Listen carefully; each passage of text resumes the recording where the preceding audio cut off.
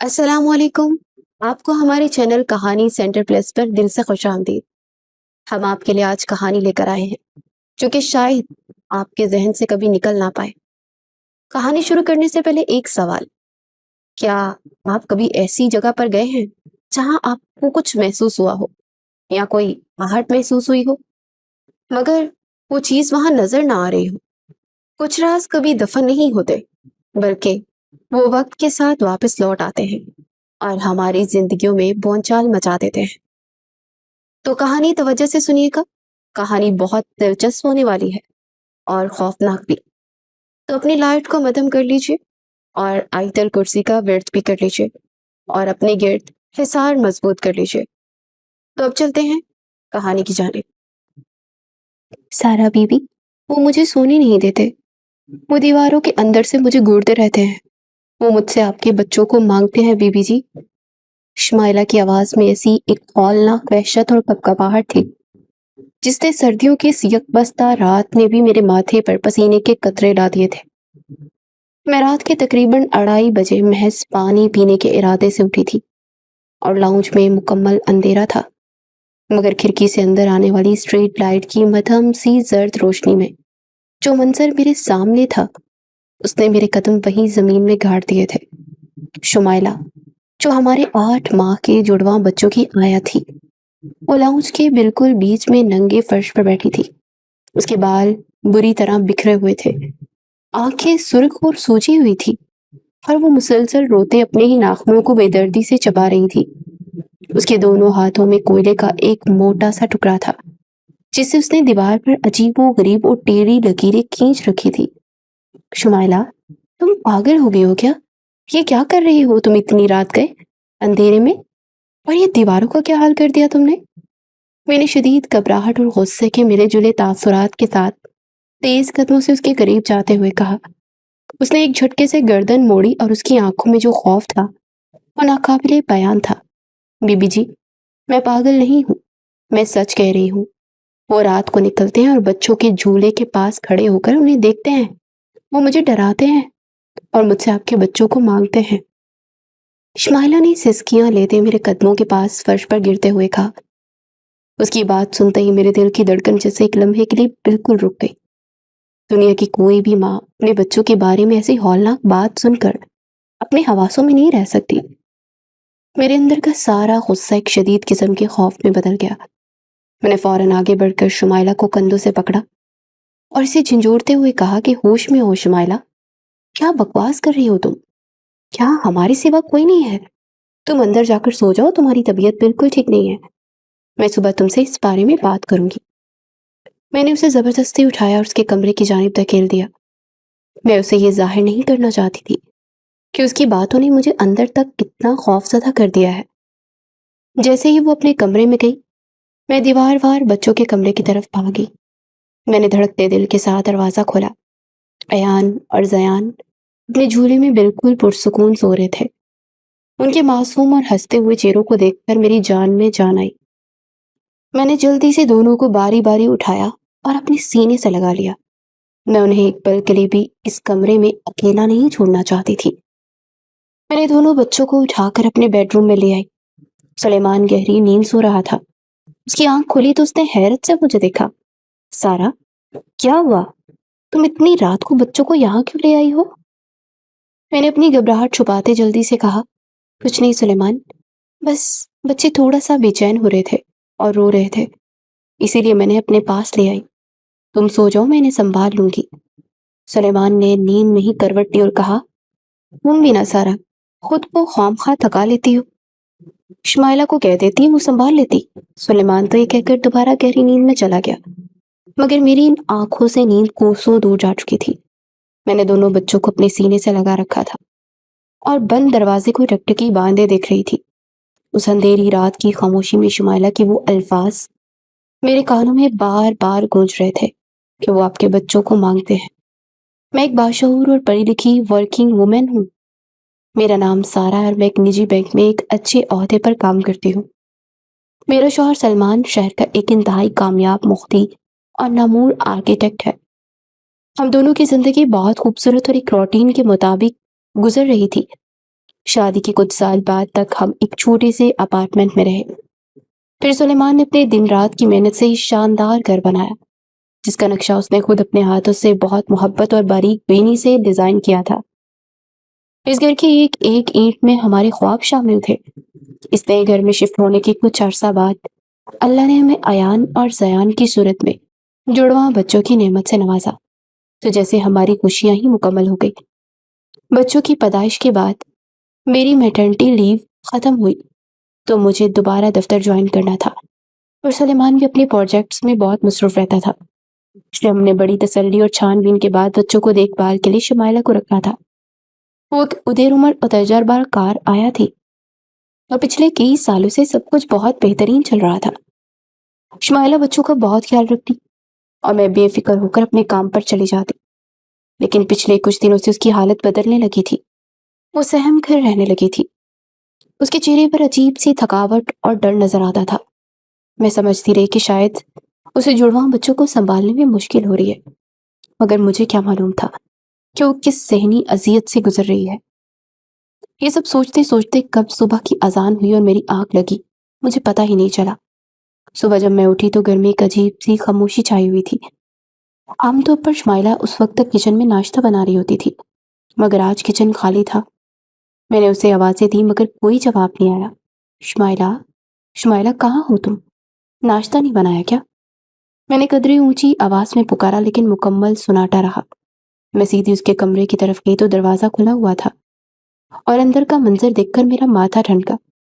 شمائلہ کا کمرہ خالی پڑا تھا، اس کی الماری کھلی تو اس کا پرانا سا بیگ بھی غائب تھا جس میں اس کے کپڑے ہوتے تھے۔ میں نے جلدی سے گھر کا مین گیٹ چیک کیا تو وہ بھی اندر سے کھلا تھا۔ شمائلہ بغیر بتائے، بغیر کوئی اپنا سامان چھوڑے اور بغیر اپنی تنخواہ لیے رات کے کسی پہر گھر سے بھاگ چکی تھی۔ میں تیز قدموں سے سیدھا سلیمان کے پاس گیا اور اسے ہلاتے ہوئے اٹھایا۔ سلیمان، جلدی اٹھو، شمائلہ گھر سے بھاگ گئی ہے۔ سلیمان نے آنکھیں ملتے حیرت سے میری طرف دیکھا اور پوچھا، کیا مطلب بھاگ گئی ہے؟ اسے تو ابھی ہم نے مہینے کی تنخواہ بھی نہیں دی۔ کیا ہوا تھا کل رات؟ کوئی بات ہوئی تھی کیا تم دونوں میں؟ میں نے پھر اسے رات والا سارا واقعہ پوری تفصیل سے سنایا کہ کیسے وہ لاؤنج کے بیچوں بیچ بیٹھی دیواروں پر کوئلے سے لکیریں لگا رہی تھی اور بچوں کے بارے میں وہ عجیب و غریب اور خوفناک باتیں کر رہی تھی۔ سلیمان میری بات سن کر تھوڑا سنجیدہ ہوا، مگر پھر اس نے میرے کندھوں پر ہاتھ رکھتے تسلی دی۔ سارا، تم پلیز ریلیکس کرو، شکر کرو کہ وہ خود ہی چلی گئی۔ مجھے تو وہ پچھلے کچھ دنوں سے شروع سے ہی تھوڑی ذہنی مریض لگنے لگی تھی۔ ایسی پاگل اور نفسیاتی عورت کے پاس ہم اپنے بچوں کو کیسے چھوڑ سکتے ہیں؟ تم فکر نہ کرو، ہم کوئی نئی اور اچھی آیا ڈھونڈ لیں گے۔ سلمان ایک سلجھا ہوا انسان تھا جو ہر چیز کو عقل اور سائنس کی کسوٹی پر پرکھتا تھا، اس لیے اسے ان باتوں پر کوئی یقین نہیں تھا۔ اس کے خیال میں شمائلہ بحث اپنی ذہنی دباؤ کا شکار عورت تھی، لیکن ایک ماں کا دل اتنی آسانی سے مطمئن نہیں ہوتا۔ میں نے اسی وقت فیصلہ کیا کہ جب تک میں اپنے گھر اور اپنے بچوں کی مکمل حفاظت کا 100% یقین نہیں مجھے ہو جاتا، میں نے اسے کسی کے حوالے نہیں کروں گی۔ میں اسی وقت اپنے دفتر کال کر کے اپنے مینیجر سے 1 مہینے کی چھٹی منظور کروائی، اور اسی دن مارکیٹ جا کر انتہائی مہنگے اور جدید ترین نائٹ ویژن کیمرے اور آڈیو مانیٹر خرید لیے۔ میں نے ٹیکنیشینز کو گھر بلایا اور اسے سخت تاکید کی کہ بھائی یہ کیمرے بالکل ٹھیک کام کرنے چاہیے، خاص طور پر رات کے اندھیرے میں نائٹ ویژن کا رزلٹ بالکل صاف ہونا چاہیے، اور آڈیو مانیٹر میں ہلکی سی بھی آواز آنی چاہیے۔ میں نے ٹیکنیشین کو سمجھاتے ہوئے کہا، بی بی جی، آپ بالکل بے فکر رہیں، یہ مارکیٹ کے سب سے مہنگے اور جدید کیمرے ہیں۔ آپ اپنے موبائل پر ہر وقت لائیو دیکھ سکتی ہیں، اور ان کا مائک اتنا طاقتور ہے کہ سوئی گرنے کی آواز بھی سنائی دے گی۔ ٹیکنیشین نے تسلی دی۔ میں نے گھر کے ہر کونے، خاص طور پر بچوں کے کمرے، لاؤنج اور راہداریوں میں کیمرے نصب کروا دیے۔ بچوں کے جھولے کے بالکل اوپر ایک ہائی ریزولیوشن کیمرہ لگایا جس کا آڈیو اور ویڈیو کنیکشن سیدھا میرے موبائل فون اور ہمارے بیڈ روم میں لگی ایک بڑی اسکرین کے ساتھ تھا۔ یہ سب کرنے کے بعد مجھے تھوڑا سا ذہنی سکون ملا، اور میں نے چھٹیوں کا پورا وقت اپنے بچوں کے ساتھ گزارنا شروع کر دیا۔ اب اگلا اور سب سے مشکل مرحلہ ایک نئی آیا کی تلاش تھا۔ میں نے شہر کی درجنوں مشہور ایجنسیوں سے رابطہ کیا اور ان پر واضح بھی کر دیا کہ مجھے ایک ایسی آیا چاہیے جس کا مکمل بیک گراؤنڈ چیک کیا گیا ہو، جو پڑھی لکھی ہو اور جس کا دماغی توازن بالکل ٹھیک ہو۔ اگلے کئی دنوں تک میرے گھر میں انٹرویوز کا تانتا بن گیا۔ میں ہر لڑکی سے انتہائی باریک بینی سے سوال کرتی، ان کی عادات اور ان کے رویے کو پرکھتی۔ کسی لڑکی کے بات کرنے کا انداز مجھے پسند نہیں آتا تو کسی کی آنکھوں میں مجھے ایک عجیب سی لالچ محسوس ہوتی۔ مجھے کوئی بھی اپنے بچوں کے لیے مناسب نہیں لگ رہی تھی۔ میری اس قدر چھان بین پر سلیمان بھی حیران تھا اور رات کو مجھے سمجھاتا، سارا تم بہت زیادہ شک کرنے لگی ہو، ایسے تو ہمیں کوئی نہیں ملے گی، تم ہر لڑکی میں کوئی نہ کوئی خامی نکال دیتی ہو، آخر ہم نے کیمرے بھی تو لگوا لیے نا، اب کس بات کا ڈر ہے؟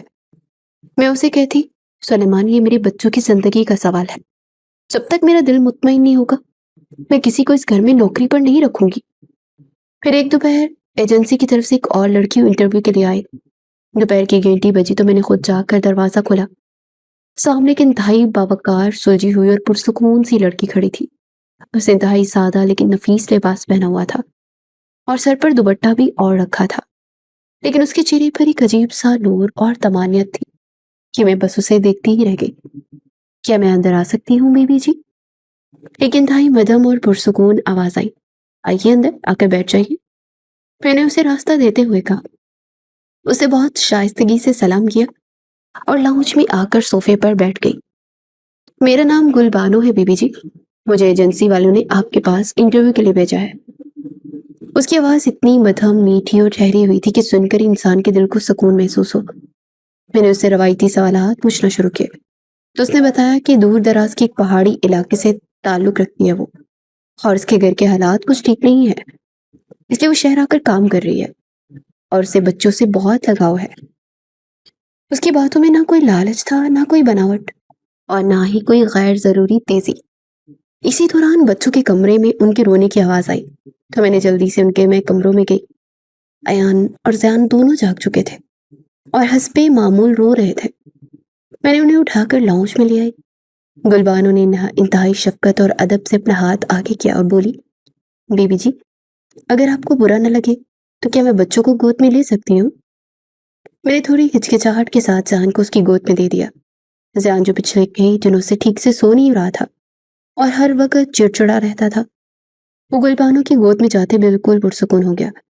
گلبانو نے اس کے ماتھے پر پیار کیا، کچھ ہلکی سی آواز میں گنگنایا، ایسی زبان جو مجھے سمجھ تو نہیں آئی، لیکن اس کی دھن اور ردم بہت میٹھی تھی۔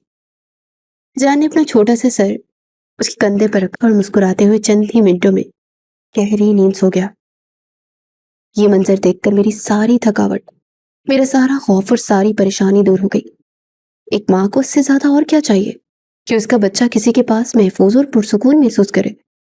ہم نے ایجنسی سے گلبانو کا سارا ریکارڈ چیک کیا جو کہ بالکل صاف تھا، اور میں نے اسے اسی وقت کام پر رکھ لیا۔ گلبانو کے آتے ہی ہمارے گھر کی فضا میں رونق آ گئی۔ گھر میں ایک ایسے عجیب سا اور گہرا سکون آیا جو ہم نے اس نئے گھر میں شفٹ ہونے کے بعد پہلے کبھی محسوس نہیں کیا تھا۔ روتے ہوئے بچے اس کے پاس جاتے ہی چپ ہو جاتے اور ان کا بہت خیال رکھتی، ان کے کمروں کو صاف رکھتی اور وقت پر انہیں کھانا کھلاتی۔ سلیمان بہت خوش تھا کہ بالآخر ہماری پریشانی ختم ہو گئی اور مجھے بھی اپنے دفتر واپس جانے کی کوئی فکر نہیں تھی۔ میری چھٹیاں ختم ہوئی تو میں نے دوبارہ بینک جانا شروع کر دیا۔ میں جب شام کو دفتر سے واپس آتی تو بچے بالکل مجھے صاف ستھرے اور ہنستے کھیلتے ملتے۔ میں ان کے ساتھ وقت گزارتی، انہیں پیار کرتی اور سارا دن کی تھکاوٹ اتار دیتی۔ اس دوران گلبانو انتہائی خاموشی اور ادب سے ایک طرف کھڑی مسکراتی رہتی۔ سب کچھ بہت پرفیکٹ لگ رہا تھا، لیکن ایک ماں ہونے کے ناطے میں رات کو سونے سے پہلے کیمروں کی ریکارڈنگ اور لائیو فیڈ ضرور چیک کرتی تھی۔ میں نے گلبانو کو پہلے ہی دن ان کیمروں کے بارے میں بتا دیا تھا اور اسے اس بات پر کوئی اعتراض نہیں تھا، لیکن پھر کچھ دنوں بعد آہستہ آہستہ مسٹری شروع ہوئی۔ میں نے محسوس کیا کہ کیمروں کی اسکرین پر گلبانو کی حرکتیں کچھ عجیب ہوتی ہیں۔ جب بھی وہ بچوں کو سلانے کے لیے ان کے جھولے کے پاس کرسی پر بیٹھتی تو گھنٹوں تک بالکل ایک مجسمے کی طرح ساکت رہتی۔ سب سے حیران کن بات یہ تھی کہ میں نے کئی بار رات کو جاگ کر مانیٹر زوم کر کے دیکھا تھا، اسکرین پر گھنٹوں تک کچھ پلک نہیں جھپکتی تھی۔ انسان چاہے کتنا بھی پرسکون کیوں نہ ہو یا کتنا ہی گہری سوچ میں کیوں نہ ہو، پلک جھپکنا ایک فطری عمل ہے جو خود بخود ہوتا ہے، لیکن گلبانو کی آنکھیں بالکل ساکت رہتی تھی۔ اس کے علاوہ ایک اور پرسرار چیز تھی، وہ آواز تھی۔ جو صرف اس وقت آتی تھی جب گلبانو رات کے وقت بچوں کے کمرے میں موجود ہوتی تھی۔ میرے بیڈ روم کے آڈیو مانیٹر میں ایک عجیب سی اسپنک آواز آنے لگ جاتی تھی، جیسے کوئی پرانا ریڈیو سگنل پکڑنے کی کوشش کر رہا ہو، یا ہوا میں کوئی غیر مرئی چیز حرکت کر رہی ہو۔ سی سی سی کی آواز مسلسل آتی، اور جیسے ہی گلبانو بچوں کو کمرے سے باہر نکلتی وہ آواز فوراً بند ہو جاتی اور کمرے میں مکمل خاموشی چھا جاتی۔ میں نے ایک دن پریشان ہو کر ٹیکنیشین کو دوبارہ بلایا۔ بھائی، اس آڈیو مانیٹر میں رات کو ایک عجیب سی سی سی کی آواز آتی ہے، اور مجھے لگتا ہے کہ کیمرے کی ویڈیو میں بھی کوئی مسئلہ ہے، کیونکہ مجھے اسکرین پر فریم رکا ہوا محسوس ہوتا ہے۔ آپ اسے ذرا تفصیل سے چیک کریں۔ ٹیکنیشین نے سارا سسٹم، کیمرے، وائرنگ اور مانیٹر چیک کرنے کے بعد کہا، بیوی جی، سسٹم بالکل ٹھیک کام کر رہا ہے اور اس میں کوئی تکنیکی خرابی نہیں۔ شاید آپ کے گھر کے وائی فائی کا مسئلہ ہو، جس کی وجہ سے رات کو سگنل ڈراپ ہوتے ہیں۔ میں نے اسے پیسے دے کر بیچ تو دیا، لیکن میری تسلی نہیں ہوئی۔ میں نے اپنے آپ کو سمجھایا کہ شاید یہ واقعی کیمروں کا کوئی عارضی مسئلہ ہو، لیکن میرے اندر ایک خاموش سی الجھن جنم لے چکی تھی، اور مجھے اس بات کا بالکل بھی اندازہ نہیں تھا کہ میرے بچوں کے کمرے میں بظاہر نظر آنے والی سکون کے پیچھے کون سا خوفناک طوفان چھپا ہے، اور شمائلہ نے دیواروں پر وہ لکیریں کیوں کھینچی تھی۔ رات کے اس اندیشے اور کیمرے کی ان عجیب غریب سگنل والی آوازوں کے بعد جب صبح ہوئی تو گھر کا ماحول بظاہر بہت پرسکون تھا۔ میں ناشتے کی میز پہ بیٹھی چائے کا کپ ہاتھ میں لیے سوچوں میں گم تھی کہ سلیمان نے اخبار سے نظریں ہٹا کر مجھے دیکھا۔ سارا، کیا ہوا ہے؟ تم ابھی تک کل والی باتوں کو لے کر بیٹھے ہو؟ سلیمان نے قدرے نرمی سے پوچھا۔ میں نے چائے کا کپ میز پر رکھا اور ایک گہری سانس لی۔ نہیں سلیمان، بس تھوڑی سی تھکاوٹ ہے اور کچھ نہیں، تم فکر مت کرو، میں ٹھیک ہوں۔ میں نے بات ٹالنے کی کوشش کی، کیونکہ میں جانتی تھی کہ میری باتوں کو شک سمجھے گا۔ میں تیار ہو کر دفتر چلی گئی، لیکن سارا دن میرا دھیان گھر پر ہی لگا رہا۔ میں بنک میں اپنی سیٹ پر بیٹھی بار بار اپنے فون پر کیمرے کی لائیو فیڈ چیک کرتی رہی۔ گلبانو بچوں کے ساتھ بہت اچھے سے پیش آ رہی تھی۔ وہ انہیں کھلونوں سے کھلاتی، ان سے باتیں کرتی۔ جب میں شام کو گھر واپس آتی تو لاؤنج میں داخل ہوتے مجھے بچوں کے ہنسنے کی آوازیں آئیں۔ زیان گلبانو کی گود میں تھا اور ایان جھولے میں لیٹا مسکرا رہا تھا۔ السلام علیکم بیبی جی، آپ آ گئی؟ گلبانو نے مجھے دیکھتے ہی نہایت شائستگی سے کہا اور زیان کو میری طرف بڑھایا۔ وعلیکم السلام گلبانو، کیسے ہیں آپ رہے بچے آج سارا دن؟ میں نے اپنا بیگ صوفے پر رکھتے زیان کو گود میں لیا اور اس کے ماتھے پر پیار کرتے پوچھا۔ بیبی جی، کہ دونوں بہت پیارے بچے ہیں، سارا دن بالکل تنگ نہیں کرتے اور وقت پر سو بھی گئے تھے۔ گلبانو کی اس مدھم اور ٹھہری ہوئی آواز میں بلا کا سکون تھا۔ میں نے اپنے بچوں کے ساتھ کافی وقت گزارا اور ان کے ساتھ خوب کھیلی۔ ہم سب نے مل کر رات کا کھانا کھایا، پھر بچے سو گئے۔ سب کچھ نارمل اور عام گھروں جیسا تھا کہ مجھے اپنے ہی کیمروں اور رات والی شکوک پر شرمندگی ہونے لگی کہ شاید میں واقعی ایک ورکنگ وومن ہونے کے ناطے حد سے زیادہ تھکاوٹ اور وہم کا شکار ہو چکی ہوں۔ لیکن میرا یہ اطمینان صرف چند راتوں کا ہی مہمان تھا۔ 2 دن بعد کی رات مجھے اچانک شدید قسم کی بے چینی محسوس ہوئی اور میری آنکھ کھل گئی۔ میں نے بیڈ کے سامنے لگی ہوئی اسکرین کی طرف دیکھا تو میرے رونگٹے کھڑے ہو گئے۔ کیمرے کے مانیٹر پر بچوں کا کمرہ صاف نظر آ رہا تھا۔ گلبانو جھولے کے پاس کرسی پر نہیں بیٹھی تھی، بلکہ وہ کمرے کی بڑی کھڑکی کے بالکل سامنے کھڑی تھی۔ اس کی پشت کیمروں کی طرف تھی اور وہ بالکل ایک مجسمے کی طرح ساکت تھی۔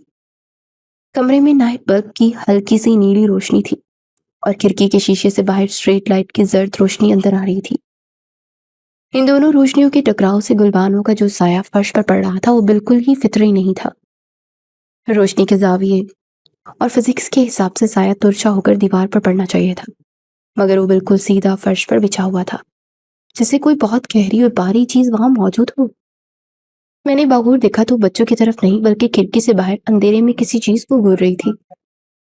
اگر آپ ہمارے ساتھ ابھی تک جڑے ہوئے ہیں تو مطلب آپ کو یہ کہانی پسند آ رہی ہے اور آپ کی دلچسپی بھی بڑھ رہی ہوگی اور ساتھ خوف بھی۔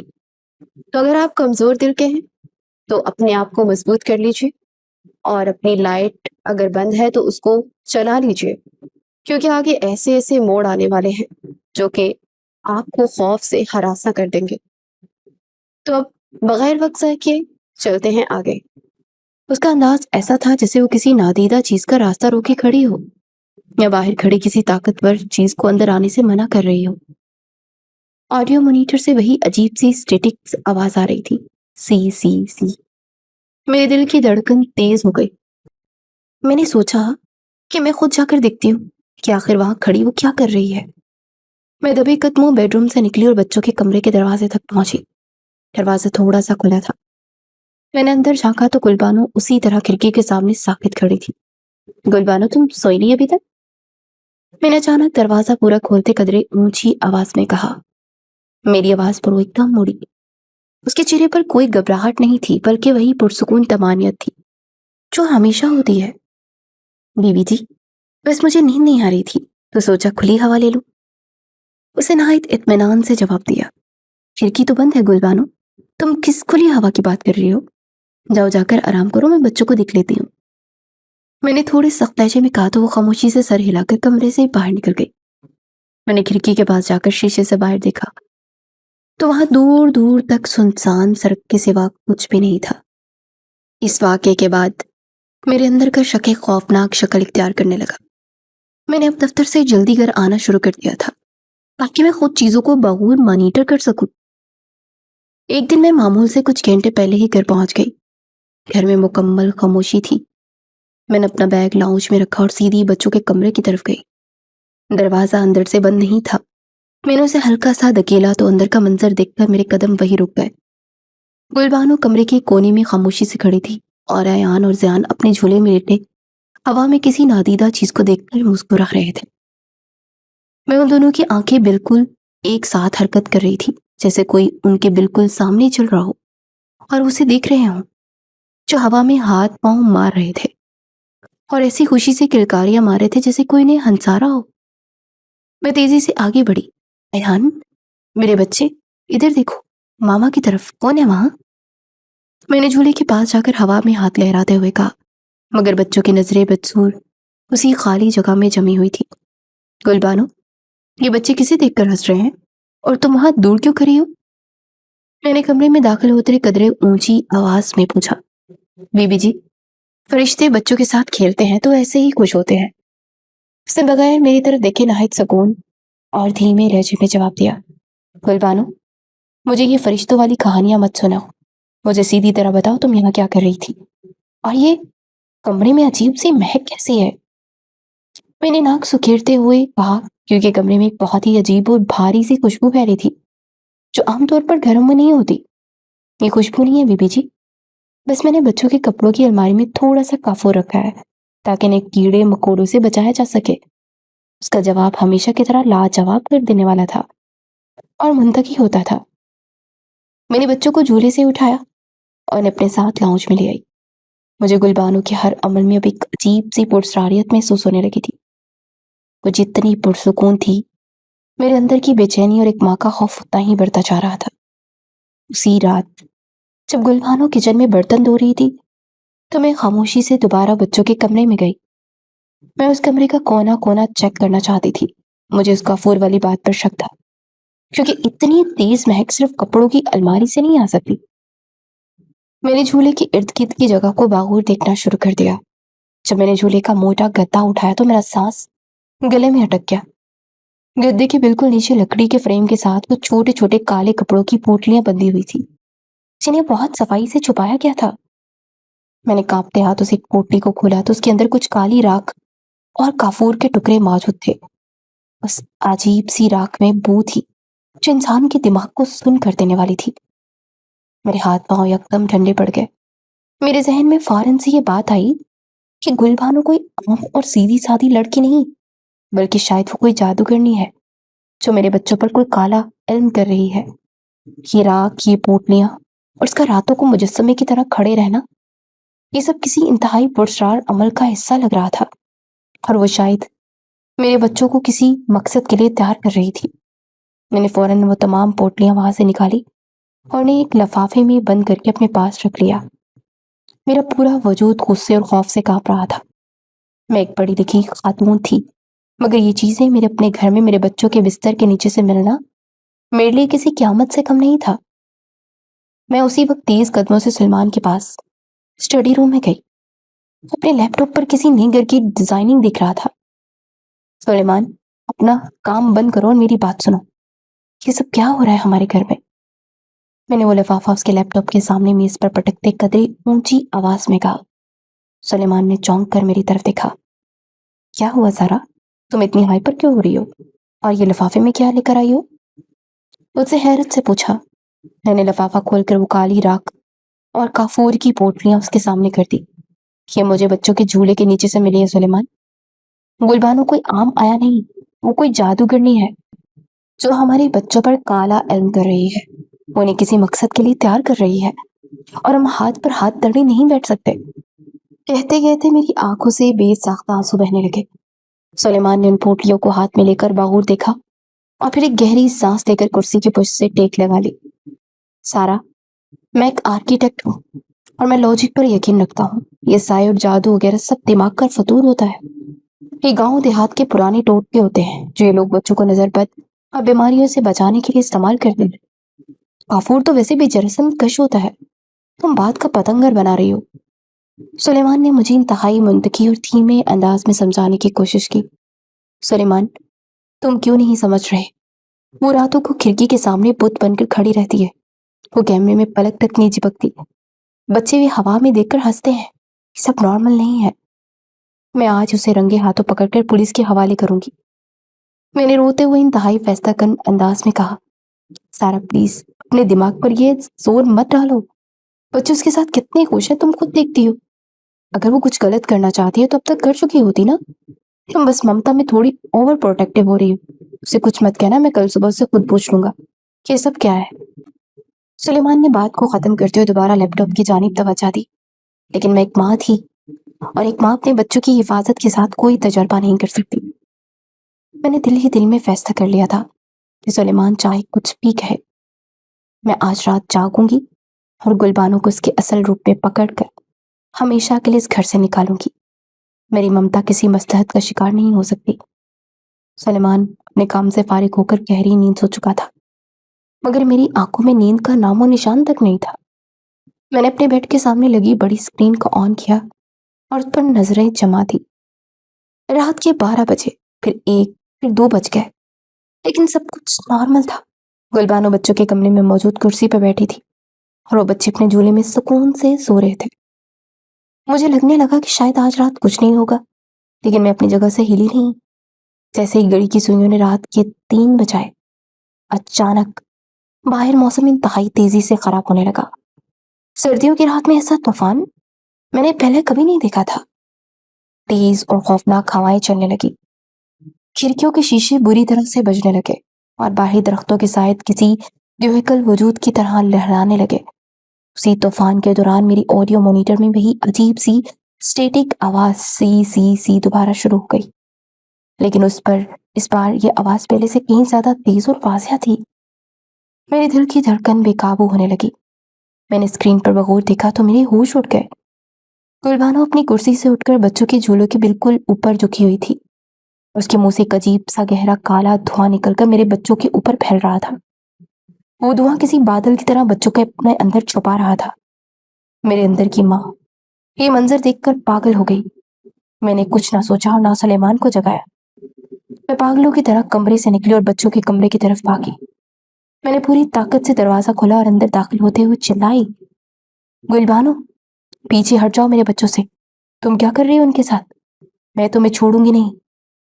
میں نے آگے بڑھ کر گلبانو کو زور سے پیچھے دھکیلا اور جھولے سے اپنے بچوں کو نکال کر مضبوطی سے اپنے سینے سے لگا لیا۔ بچے گہری نیند میں تھے، لیکن میرا پورا وجود غصے اور ڈر سے کانپ رہا تھا۔ میں گلبانو پر مزید چلانے ہی والی تھی کہ اچانک کمرے کا درجہ حرارت نقطہ انجماد تک گر گیا۔ ہیٹر چلنے کے باوجود مجھے ایسا لگا جیسے میں کسی برف خانے میں کھڑی ہوں۔ میرے ہڈیوں میں ایک عجیب سی سردی اترنے لگی اور میرے منہ سے بولتے ہوئے بھی بھاپ نکلنے لگی۔ اسی لمحے کمرے کی بڑی کھڑکی کے شیشے سے باہر سے ایک انتہائی زوردار دستک ہوئی۔ میری سانس جیسے گلے میں اٹک گئی کیونکہ بچوں کا یہ کمرہ دوسری منزل پر تھا اور باہر کوئی بالکنی نہیں تھی۔ میں نے کانپتے ہوئے کھڑکی کی طرف دیکھا تو میری آنکھیں پھٹی کی پھٹی رہ گئی۔ دوسری منزل کے اس کھڑکی کے باہر ہوا میں کچھ انتہائی خوفناک لمبے تاریک سائے منڈلا رہے تھے۔ उन सायों का कोई चेहरा या आंखें नहीं थी। वो बस एक गहरी और स्याह तरीके का हिस्सा लग रहे थे और वो मुसलसल खिड़की का शीशा तोड़कर अंदर आने की कोशिश कर रहे थे। मैं खौफ के मारे पीछे हटी और मेरे मुंह से एक दिल खराश चीख निकलने वाली थी कि गुलबानो की मदम मगर इंतहाई रोबदार आवाज गूंजी, सारा बीबी, घबराए नहीं, जल्दी से आयतल कुर्सी पड़े, ये साए अंदर नहीं आ सकते। मैंने मुड़कर गुलबानो की तरफ देखा तो मेरे पांव तले से जमीन निकल गई। गुलबानो का चेहरा मुकम्मल तौर पर बदल चुका था। उसकी आंखों में एक अजीब सी चमक थी। उसके पूरे वजूद के गिर्द एक इंतहाई पुरसुकून नूरानी हाला बन गया था जो कमरे की तारीकी को खत्म कर रहा था। मैंने हैरत और दहशत के मिले जुले जज्बात के साथ मैं दीवार से लग गई और मैंने बच्चों को और भी मजबूती से पकड़ लिया। तुम कौन हो गुलबानो, और ये सब क्या है? मेरे बच्चों से क्या चाहती हो तुम? मैंने रोते और हकलाते हुए पूछा। गुलबानो ने इंतहाई शफकत से मेरी तरफ देखा और एक कदम आगे बढ़ाकर बोली, सारा, मैं तुम्हारी या तुम्हारे बच्चों की दुश्मन नहीं। वो काला धुआं जो तुमने मुझे बच्चों पर फूंकते देखा, वो दरअसल एक हिसार था जो मैंने उन पर किया था ताकि ये बाहर वाले शयातीन तुम्हारे बच्चों की खुशबू न सूंघ सके।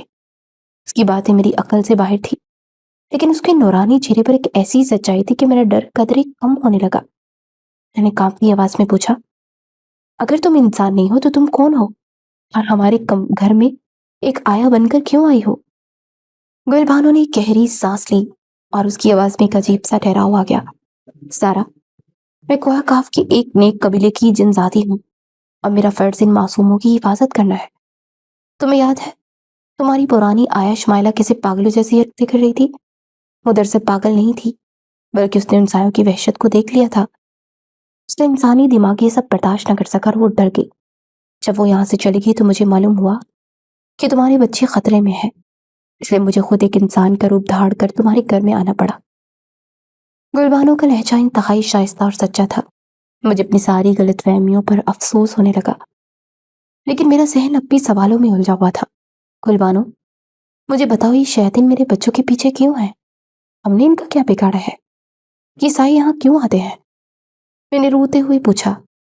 गुलबानो ने मेरी तरफ देखते एक तलक हकीकत से पर्दा उठाया। सारा, जब तुम्हारे शौहर सलीमान ने इस घर की बुनियादों के लिए जमीन खुदाई करवाई थी, तब वहां से एक स्याह रंग की कदीम पत्थर की सिल निकली थी। सुलेमान ने उसे एक आम सा एंटीक समझकर अपने स्टडी रूम में सजा लिया, मगर उस सिल में असल में तारिक नामी एक कदीम और जालिम साए का कैद खाना था। गुलबानो की बात सुनकर मेरे दिमाग में धमाका हुआ। मुझे वो स्याह पत्थर याद आ गया जो सुलेमान ने बहुत शौक से अपनी किताबों की अलमारी के पास रखा था। गुलबानो ने अपनी बात जारी रखते हुए कहा, जब वो सिल अपनी जगह से हटी और तुम लोगों ने इसे खुली हवा में रखा तो तारिक आहिस्ता आहिस्ता आजाद होने लगा। और कायनात का कैसा अजीब इत्तेफाक था कि बिल्कुल उसी रात तुम्हारे उन जुड़वा बच्चों की पैदाइश हुई। इसलिए तारिक की उन तरीक ताकतों का कनेक्शन सीधा तुम्हारे बच्चों से जुड़ गया। सारा, वो तुम्हारे बच्चों को कोई जिस्मानी नुकसान नहीं पहुंचाना चाहता, बल्कि उनके मासूम और पाकीज़ा जिस्मों पर मुकम्मल कब्जा करके इस दुनिया में दोबारा आना चाहता है। वो चाहता है कि तुम्हारे बच्चों के जरिए इस दुनिया में अपने इरादे पूरी कर सके। ये सुनकर मेरे अंदर की माँ एकदम से शेरनी बन गई। मेरे बच्चों पर कोई नापाक साया कब्जा करे, ये मैं जीते जी नहीं होने दे सकती थी। मेरे अंदर का सारा डर अब एक अजीब सी हिम्मत में बदल गया। मैंने गुस्से और हैरत से गुलबानो की तरफ देखा। अगर ये सब उस मनहूस पत्थर की वजह से है तो तुम इतने दिनों से यहाँ हो, तुमने खुद वो पत्थर क्यों नहीं तोड़ दिया और हमें इस अजाब से क्यों नहीं निकाला? मैंने कदरे ऊंची आवाज में पूछा। गुलबानो के चेहरे पर एक अजीब सी बेबसी छा गई। उसने नफी में सर हिलाते हुए कहा, सारा, हम उस मलून और तारीक पत्थर को हाथ नहीं लगा सकते। उसके अंदर मौजूद काले इल्म की ताकत हमारी नूर को नुकसान पहुंचा दी है। वो पत्थर अब तुम्हारी इस इंसानी और मादी दुनिया का हिस्सा बन चुका है और इस कायनात का ये असूल है कि उस पत्थर को सिर्फ वही इंसान तोड़ सकता है जिसने उसे जमीन के सीने से निकाला हो, यानी तुम्हारा शौहर सुलेमान, या फिर वो माँ जिसकी वजूद से ये बच्चे बने हैं, यानी तुम। मैं यहाँ सिर्फ एक मुहाफिज के तौर पर आ सकती थी। मेरा काम तुम्हारे बच्चों को इन सायों से छुपाना था, लेकिन उस पत्थर को तोड़कर तारिक का हमेशा के लिए खात्मा करना सिर्फ तुम्हारा काम है। गुलबानो की हर बात मेरे दिमाग में किसी नक्श की तरह बैठती जा रही थी। मुझे अब समझ आ रहा था कि वो रातों को खिड़की के पास क्यों खड़ी होती थी। मेरी आया नहीं, बल्कि मेरे बच्चों की एक नूरानी मुहाफिज थी طوفان اب بھی باہر ویسا ہی تھا، وہ سائے اب بھی شیشے کے باہر منڈلا رہے تھے، لیکن مجھے اب ان سے کوئی ڈر نہیں لگ رہا تھا۔ سارا، وقت بہت کم ہے، طارق کی طاقت ہر گزرتے دن کے ساتھ بڑھ رہی ہے اور آج کی رات بہت بھاری ہے۔ ہمیں ابھی اور اسی وقت اسٹڈی روم میں جانا ہوگا اور اس پتھر کو ہر حال میں توڑنا ہوگا۔ گلبانو نے انتہائی سنجیدگی سے میری طرف دیکھتے ہوئے کہا۔ میں نے ایک نظر اپنی بچوں کو دیکھا جو اپنے میرے سینے سے لگے بے خبر سو رہے تھے، اور پھر میں نے گلبانو کی طرف دیکھ کر سپاق میں سر ہلایا۔ میں اپنے بچوں کی خاطر کچھ بھی کروں گی گلبانو، ہمیں ابھی چلنا چاہیے۔ اور ہم دونوں نے کمرے کا دروازہ کھول کر اس طریق راہداری میں قدم رکھ دیا جہاں منزل اسٹڈی تھی، مگر مجھے یہ معلوم نہیں تھا کہ وہاں کون سا امتحان میرا انتظار کر رہا ہے۔ طوفان کی آوازیں اپنی کھڑکیوں سے ٹکرا کر ایک عجیب سی دہشت پیدا کر رہی تھی۔ میں نے گلبانو کی طرف دیکھا اور سرگوشی کرتے ہوئے کہا، گلبانو، میرے بچے میرے پاس ہیں، میں نے اس حالت میں اسٹڈی روم میں کیسے لے کر جا سکتی ہوں؟ اگر طارق نے ان پر حملہ کر دیا تو کیا ہوگا؟ گلبانو نے انتہائی نرمی سے میرے کندھے پر ہاتھ رکھا اور بولی، سارا، تم بچوں کو واپس ان کے کمرے میں جھولے میں لٹا دو۔ میں کمرے کے گرد جو حصار کھینچا ہے وہ بہت مضبوط ہے اور کوئی بھی سایہ اسے پار نہیں کر سکتا۔ تمہارے دونوں ہاتھ خالی ہوں گے تبھی تم اس پتھر کو توڑ پاؤ گی، کیونکہ وہ پتھر بہت بھاری اور مضبوط ہے۔ مجھے اس کی بات میں وزن لگا اور میں نے تیزی سے واپس جا کر دونوں بچوں کو ان کے جھولے میں لٹایا اور ان کے ماتھے چومے۔ بچے بالکل پرسکون تھے۔ میں نے دل ہی دل میں اللہ سے ان کی حفاظت کی دعا کی اور واپس راہداری میں آ گئی جہاں گلبانو میرا انتظار کر رہی تھی۔ ہم دونوں دبے قدموں اسٹڈی روم کی جانب بڑھی۔ گھر میں ایک عجیب سی خنکی پھیلی ہوئی تھی اور ایسا لگ رہا تھا جیسے ہوا کا دباؤ بہت بڑھ گیا ہو۔ میں نے دھڑکتے دل کے ساتھ اسٹڈی روم کا دروازہ کھولا تو اندر مکمل اندھیرا تھا، صرف باہر چمکنے والی بجلی کی روشنی کبھی کبھار کمرے کو روشن کر دیتی تھی۔ میں نے جلدی سے دیوار پر ہاتھ مار کر سوئچ دبایا، لیکن لائٹ آن نہیں ہوئی۔ کمرے میں موجود 0 واٹ کا ایک چھوٹا سا بلب جل رہا تھا جس کی مدھم سی روشنی میں چیزیں بامشکل نظر آ رہی تھی۔ میری نظر سیدھی کتابوں کی اس الماری پر گئی جہاں سلیمان نے وہ سیاہ رنگ کا قدیم پتھر رکھا ہوا تھا، لیکن میری حیرت کی انتہا نہ رہی جب میں نے دیکھا کہ وہ جگہ بالکل خالی تھی اور وہ پتھر وہاں موجود ہی نہیں تھا۔ گلبانو، پتھر یہاں نہیں ہے، میں نے گھبراہٹ سے پیچھے مڑتے ہوئے کہا، لیکن میری آواز گلے میں ہی گھٹ کے رہ گئی۔ کمرے کے دوسرے اندھیرے کونے میں سلیمان بالکل بت بنا کھڑا تھا۔ اس کی پشت ہماری طرف تھی اور اس کا سر ہلکا سا جھکا ہوا تھا۔ سلیمان، تم یہاں کیا کر رہے ہو اتنی رات؟ تھوڑی اونچی آواز میں اسے میں نے پکارا اور اس کی طرف قدم بڑھائے، لیکن گلبانو نے فوراً میرا ہاتھ پکڑ کر مجھے روکا اور سرگوشی کی، سارا بی بی، ہوشیار رہے، یہ سلیمان نہیں ہے۔ سلیمان نے انتہائی آہستگی سے ہماری طرف رخ موڑا، میرے پیروں تلے سے زمین نکل گئی۔ سلیمان کا چہرہ بالکل سپاٹ تھا، لیکن اس کی آنکھیں مکمل طور پر سیاہ ہو چکی تھی، ان میں کوئی سفیدی باقی نہیں تھی۔ اس کے چہرے کے تاثرات اتنے سرد تھے کہ میں کانپ کر رہ گئی۔ کمرے میں موجود وہ 0 بلب کی روشنی میں سلیمان کا وہ سایہ دیوار پر پڑ رہا تھا، لیکن وہ سایہ سلیمان کے جسم کے ساتھ حرکت نہیں کر رہا تھا۔ وہ سایہ بہت بڑا تھا اور اس کے سر پر عجیب سے سینگ نما ابھار بنے ہوئے تھے۔ یہ طارق کا سایہ تھا جس نے سلیمان کے جسم پر مکمل قبضہ کر لیا تھا۔ چونکہ سلیمان ہی وہ شخص تھا جس نے زمین کی کھدائی کے دوران اس پتھر کو نکالا تھا، اس لیے طارق کے لیے اس کے دماغ پر حاوی ہونا بہت آسان ہو گیا تھا۔ تم اس پتھر کو ڈھونڈ رہی ہو سارا؟ سلیمان کے منہ سے آواز نکلی، لیکن یہ سلیمان کی آواز نہیں تھی۔ یہ ایک انتہائی بھاری، گونجتی ہوئی اور دوہری آواز تھی جس میں ایک عجیب سی وحشت چھپی تھی۔ طارق نے سلیمان کے جسم کے ذریعے بات کرتے ہوئے کہا، تم مجھے نہیں روک سکتی، یہ پتھر اب میری ملکیت ہے اور یہ بچے بھی اب میرے ہیں۔ میں ان جسموں کے ذریعے اس دنیا پر راج کروں گا۔ میں نے خوف کو ایک طرف جھٹک دیا اور ممتا کی طاقت میرے اندر بیدار ہو گئی۔ میں نے آگے بڑھ کر کہا، تم کون ہوتے ہو میرے بچوں کو چھیننے والے؟ سلیمان، ہوش میں آؤ، پلیز مجھے پہچانو، میں تمہاری سارا ہوں۔ یہ سایہ ہمارے بچوں کو ہم سے چھیننا چاہتا ہے۔ تم ایک باپ ہو سلیمان، اپنے آپ پر قابو پاؤ۔ میں نے روتے ہوئے انتہائی جذباتی انداز میں اسے پکارا تاکہ سلیمان کی سوئی ہوئی حس بیدار ہو سکے۔ طارق نے ایک سرد کہکا لگایا اور میری طرف قدم بڑھانے لگا۔ اسی لمحے گلبانو میرے اور سلیمان کے درمیان آ کر کھڑی ہو گئی۔ اس کے چہرے کا نور اب بہت تیز ہو چکا تھا. اس کی آنکھوں سے ایک سفید اور پرسکون روشنی نکل رہی تھی. طارق، رک جاؤ. تم ان معصوموں کو نقصان نہیں پہنچا سکتے جب تک میں یہاں ہوں. گلبانو نے انتہائی روبدار آواز میں کہا. کمرے میں ایک عجیب سا روحانی ٹکراؤ شروع ہو گیا. دیوار پر موجود طارق کا وہ دیوکل سایہ گلبانو کی طرف لپکا اور گلبانو کے نور اور اس کالے سائے کے درمیان ایک خاموش مگر انتہائی شدید جنگ چھڑ گئی. کمرے میں نیلی اور سفید روشنی کا ٹکراؤ ہونے لگا. ہوا میں ایک عجیب سا تپش پیدا ہو گئی اور ایسا لگ رہا تھا جیسے دو مختلف دنیایں آپس میں ٹکرا رہی ہوں. طارق کا سایہ گلبانو کی روشنی کو دبانے کی کوشش کر رہا تھا اور گلبانو اپنی پوری روحانی طاقت سے اسے پیچھے دھکیل رہی تھی تاکہ وہ مجھ تک نہ پہنچ سکے. سارا بی بی، پتھر سلیمان کی کوٹ کی جیب میں ہے. جلدی سے وہ پتھر نکالو. میں اسے زیادہ دیر نہیں روک سکوں گی. گلبانو نے پیچھے دیکھے بغیر مجھ سے کہا. اس کی آواز میں واضح تھکاوٹ اور کمزوری محسوس ہو رہی تھی. میں تیزی سے سلیمان کی طرف بڑھی، لیکن جیسے ہی میں نے اپنا ہاتھ اس کی کوٹ کی جیب میں ڈالا، سلیمان نے انتہائی مضبوطی سے میرے دونوں بازو پکڑ لیے. اس کی گرفت اتنی سخت تھی کہ میں بالکل بے بس ہو گئی. سارا، پیچھے ہٹ جاؤ. تم کچھ نہیں کر سکتی. سلیمان کے منہ سے طارق کی آواز نکلی. میں نے پوری طاقت سے خود کو چھڑانے کی کوشش کی، لیکن وہ غیر معمولی طاقت کے زیر اثر تھا. میرے روتے ہوئے سلیمان کی آنکھوں میں دیکھا. سلیمان، پلیز مجھے چھوڑ دو. یہ ہمارے بچے ہیں. یاد کرو وہ دن جب تم نے ایان اور زیان کو پہلی بار گود میں لیا تھا اور تم کتنا روئے تھے. یاد کرو تم نے ان کے لیے اس گھر کو کتنے پیار سے ڈیزائن کیا تھا. کیا تم اپنے ہی ہاتھوں سے اپنے بچوں کی زندگی اس طریق سائے کے حوالے کر دو گے؟ سلیمان، پلیز اپنی سارا کی بات سنو. اس سائے کو خود پر حاوی مت ہونے دو. میری آنکھوں سے مسلسل آنسو بہ رہے تھے اور میری آواز میں ایک ماں اور بیوی کی انتہائی سچی تڑپ تھی.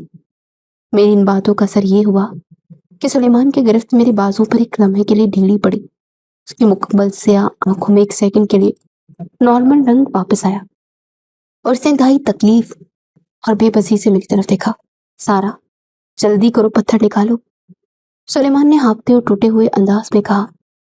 اسے خود پر قابو پانے میں شدید اذیت ہو رہی تھی. میں نے اسی ایک لمحے کی مہلت کا فائدہ اٹھایا اور تیزی سے اپنا ہاتھ چھڑا کر اس کی کوٹ کی جیب میں ڈالا اور میرا ہاتھ اس ٹھنڈے اور بھاری پتھر سے ٹکرایا. میں نے اسے فوراً باہر نکالا، لیکن اسی سیکنڈ طارق دوبارہ سلیمان کے دماغ پر مکمل طور پر حاوی ہو گیا. اسے ایک زوردار جھٹکا دیا اور مجھ سے وہ پتھر چھیننے کی کوشش کی. میں پیچھے کی طرف لڑکھڑائی اور اسٹڈی ٹیبل کے پاس جا گری. سلیمان میری طرف بڑھنے لگا تاکہ مجھ سے پتھر واپس لے سکے. سارا، جلدی کرو. آیت الکرسی پڑھو اور پتھر کو توڑ دو. میرے پاس اب طاقت نہیں بچی. گلبانو کی کمزور آواز کمرے میں گونجی. طارق کا سایہ اب گلبانو کے نور پر حاوی ہو رہا تھا اور گلبانو فرش پر گرنے کے قریب تھی. میں نے جلدی سے خود کو سنبھالا. پتھر میرے بائیں ہاتھ میں تھا اور دائیں ہاتھ سے میں نے اسٹڈی ٹیبل پر رکھا ہوا انتہائی بھاری پیتل کا لیمپ اٹھا لیا تھا جو سلیمان عام طور پر پڑھائی کے لیے استعمال کرتا تھا.